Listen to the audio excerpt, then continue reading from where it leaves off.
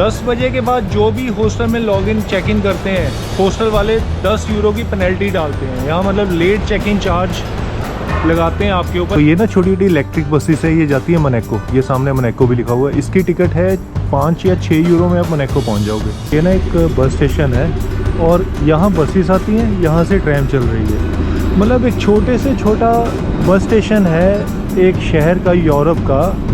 और भाई इतना इंटरकनेक्टेड है, उनका इंफ्रास्ट्रक्चर इतना कमाल का है। पीछे बंदा मेरे को घूर के देख रहा है, पता नहीं क्या इसका मैंने कर दिया हो भाई। हॉस्टल मेरे को पड़ा है लगभग 19 यूरो का। और रास्ते में ऑफकोर्स इमिग्रेशन भी होगा जब बॉर्डर क्रॉस करेंगे फ्रांस और स्पेन का, वो देखते हैं इमिग्रेशन कैसा होता है। फ्लिक्स बस मेरी नज़रों से थोड़ी गिर चुकी है जब से मैं यूएस जाकर आया हूँ।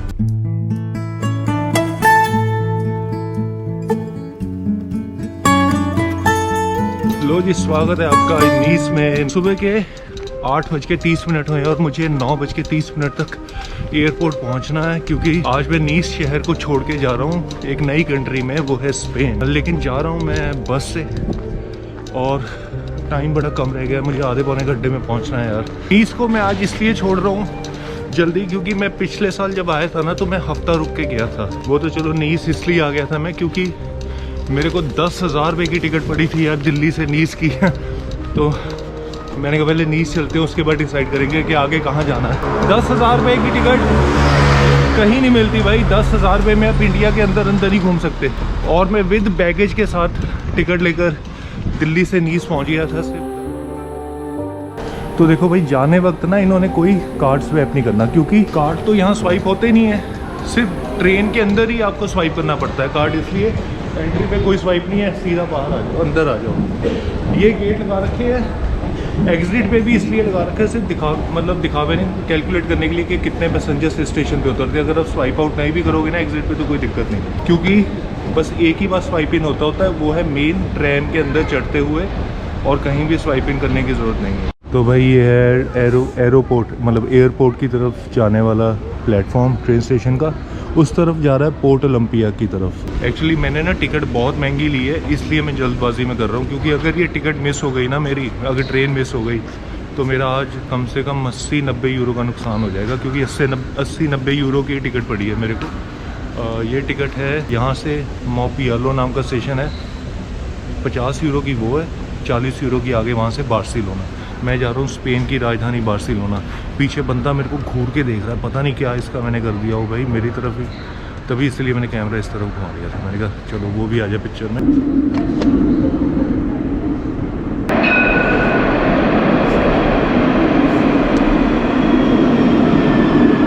भाई दरवाजे ऐसे नहीं खुलते, बटन दबाना पड़ता है तभी खुलेगा, ये वाला बटन। कार्ड करना है स्वाइप।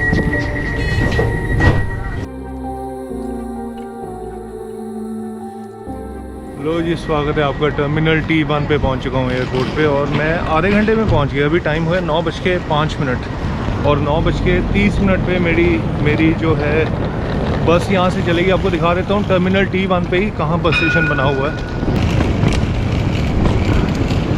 तो भाई ये तो एयरपोर्ट की एंट्री हो गई, और आपको अपोजिट डायरेक्शन में चलना है। वो आखिर में उस तरफ बस स्टेशन बने हुए हैं, मतलब वो बसेस खड़ी हुई हैं, वो देखो फ्लिक्स बस की ब्ला ब्ला। भाई अब मैं बताता हूँ कि टिकट कितने की पड़ी है और पूरा प्रोसेस क्या था। क्रिसमस के टाइम में यूरोप अत्यंत महंगा हो जाता है भाई। जो मेरी ये, मैं पहुँच तो गया हूँ क्रिसमस के टाइम पे, 21-22 दिसंबर है आज, लेकिन भाई जो नीस से बार्सिलोना जाने की टिकट है ना, जो आम दिनों में $30-35 की मिल जाएगी, वो आज की डेट में पड़ रही है $120 की। तो भाई $120 की जो टिकट है मेरे को स्पेन से नीस से बार्सिलोना तक की पड़ी नहीं है। अब मैंने उसको स्प्लिट कर लिया टिकट को 2 हिस्सों में। मैंने रास्ते में देखा कि कौन सा मशहूर स्टेशन है, एक मोपियोली करके नाम स्टेशन है। नीस से पहले वहाँ जा रहा हूँ, फिर मोपियोली से कहाँ जाऊँगा कि बार्सिलोना। और ये टिकट फिर मेरे को पड़ी है $80 के आसपास। तो मतलब मेरे $30-40 इसमें बच गए। फिर भी नॉर्मल टिकट से 2 गुना ज़्यादा महंगी है टिकट। और हाँ, मैंने इस बार फ्लिक्स बस नहीं करवाई है, मैंने करवाई है ब्ला ब्ला कार की बस, जो ब्ला ब्ला वालों की है ना बसें, तो वो वाली करवाई है भाई। यही है ब्ला ब्ला वालों की शायद। और नीस से बार्सिलोना कुल मिला के 12 घंटे का सफ़र है बस में। तो भाई देखो मेरी टिकट के बाद लिखा हो बस नंबर 50486 जा रही होगी, उस बस में बैठ जाना, नीस से चलेगी। ये कौन सा स्टेशन है? मॉन्टपेलियर करके, मॉन्टपेलियर ये बस लगी हुई है। बस का नंबर भी यही है 50486, बाहर लिखा भी हुआ है 50486। चलो जी पहली बस तो मिल गई और अब हम उधर चलते हैं धूप में खड़े होने के लिए। ये देखो ये ना छोटी छोटी इलेक्ट्रिक बसेस है, ये जाती है मोनाको। ये सामने मोनाको भी लिखा हुआ है। इसकी टिकट है 5 या 6 यूरो में आप मोनाको पहुंच जाओगे। तो मोनाको भी एक छोटा सा कंट्री है, नीस से 10-15 किलोमीटर दूर है। तो अगर मौका मिले तो मोनाको में भी ज़रूर जाना। मैं जा चुका हूँ पिछले साल। और ये 80 नंबर की बस जाती है, मुझे याद आ गया, ये जाती है डायरेक्टली यहाँ से मोनाको। तो भाई वेदर यहाँ बड़ा अभी ख़तरनाक है। यहाँ इस वक्त है लगभग 4 डिग्री सेल्सियस, लेकिन फिर भी ठीक है, मतलब इतना वो हुआ वाली बात नहीं है कि बहुत ठंड है ये वो, ठीक है, नॉर्मल है भाई। धूप अच्छी लग रही है। चलो भाई बैग रख दिया अंदर और टिकट स्कैन हो गई है। ये जो मॉन्टपेलियर है ना, ये फ्रांस में पड़ता है। तो वहाँ से मैं बदलूँगा स्पेन के लिए। यहाँ तो कुछ पासपोर्ट वासपोर्ट नहीं पूछ रहे इन्होंने, कुछ नहीं पूछते भाई। लोकल अगर एक ही देश में रहना है ना तो फिर कुछ नहीं पूछते, लेकिन अगर देश बदलना है तो फिर पासपोर्ट पूछते हैं भाई। Thank you, you welcome. वाह भैया 5B सीट है मेरी, 5B। वाह फ्लिक्सबस जैसा अंदर है सारा है। इसमें चार्जिंग पॉइंट्स, चलो चार्जिंग पॉइंट्स हैं। अरे यार लेकिन दिक्कत है कि USB पोर्ट है। आजकल वो type C to type C cable आनी शुरू हो गई है ना, तो उसके कारण USB पोर्ट ही लाना बंद कर दिया हमने। तो भाई नॉर्मल है, फ्लिक्सबस की तरह ही है। और सबसे बड़ी बात है ना, लेग रूम बहुत बढ़िया है यार। मेरे जैसे लंबे बंदे के लिए भी इतनी जगह है। ये देखो मतलब काफ़ी हाइट है मेरी और आगे लेग रूम बड़ा शानदार है। उम्मीद है बस अच्छी होगी। फ्लिक्सबस मेरी नज़रों से थोड़ी गिर चुकी है जब से मैं US जाकर आया हूँ। वहाँ की फ्लिक्सबस तो वाहियात, घटिया, बेकार ड्राइवर्स, मतलब डिग्रेडेड प्रोफेशनल बसें थी वहाँ की। De conducteur pour la suite du trajet. Je vous rappelle quelques règles à bord, donc vous avez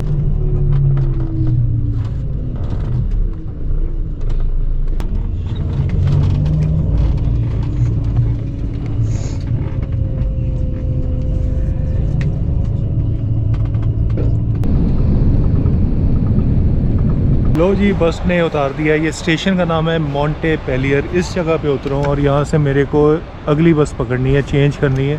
अभी टाइम हुआ है 3:10, 3:15 और अगली बस आएगी मेरी 5:40 पे और वो रात को बार्सिलोना पहुँचेगी रात को 10:40 पे।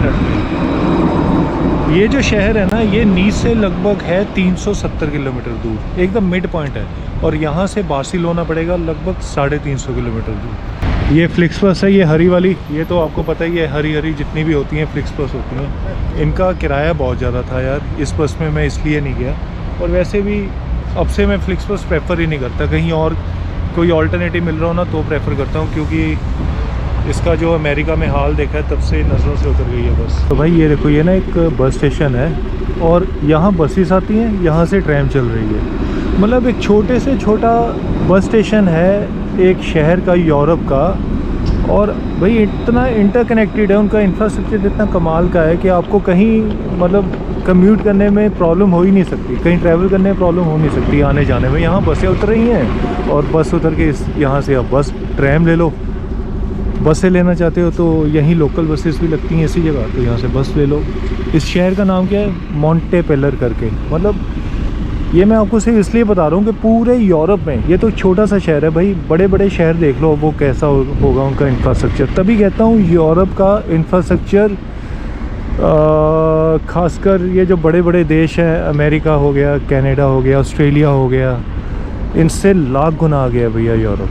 इनका कोई मुकाबला ही नहीं, वो तो यूरोप का मुकाबला ही नहीं कर सकते इस मामले में। और ख़ासकर मैं कहता हूँ पब्लिक ट्रांसपोर्ट में इंडिया का भी मुकाबला नहीं है। खासकर इंडिया हो गया और जो उधर के ईस्ट एशियन कंट्रीज़ हो गए, जैसे थाईलैंड हो गया, मलेशिया हो गया, उनका भी ज़बरदस्त है यार। लो जी 2 घंटे वेट करने के बाद बस आ चुकी है और ये वाली बस है यार पूरे टाइम पे आई है। 5:50 का टाइम था इसका। चलो इसमें इसका ना जो बस का वॉशरूम है वो इस जगह होता है, मतलब फ्लिक्सबस वालों का तो पीछे होता है, उनका आगे भी होता है, लेकिन इसका मैंने तो बीच में देखा।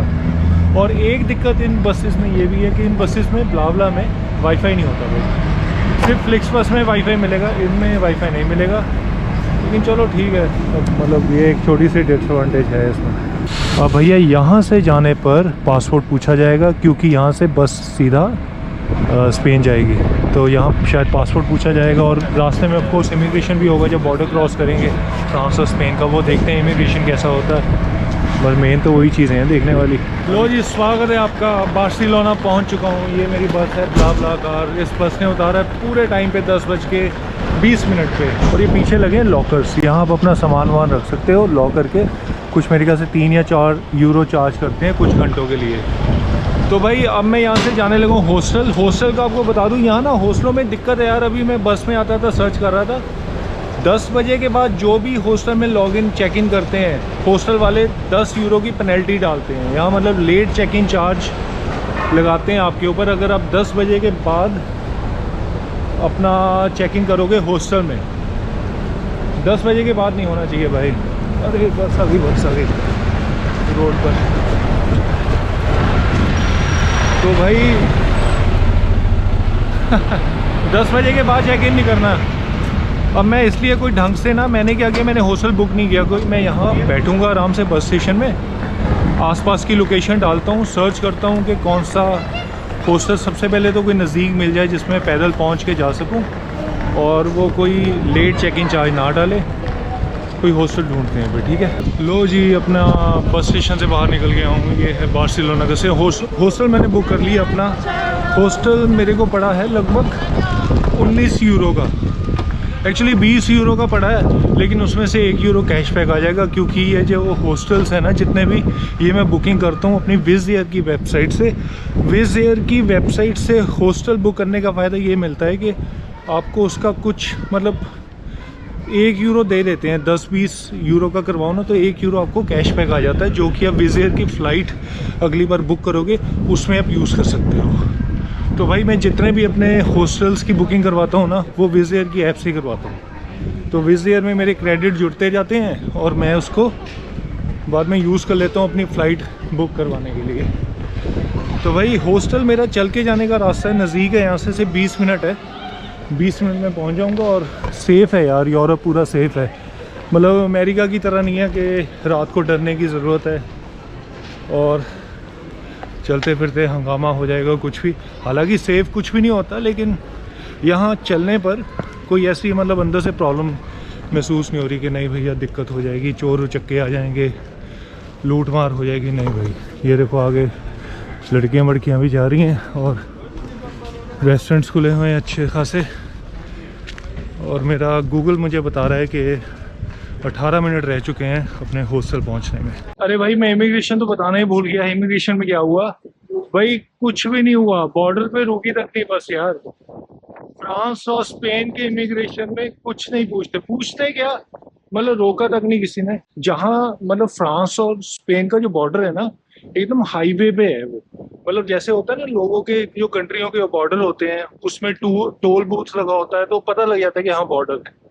भाई हाईवे था यार। कब चलते चलते फ्रांस से स्पेन में आगे पता ही नहीं लगा। तो रुकने का कोई मतलब ही नहीं है। यूरोप में हर कंट्रियों के बदलने पर जरूरी नहीं कि आपकी इमिग्रेशन हो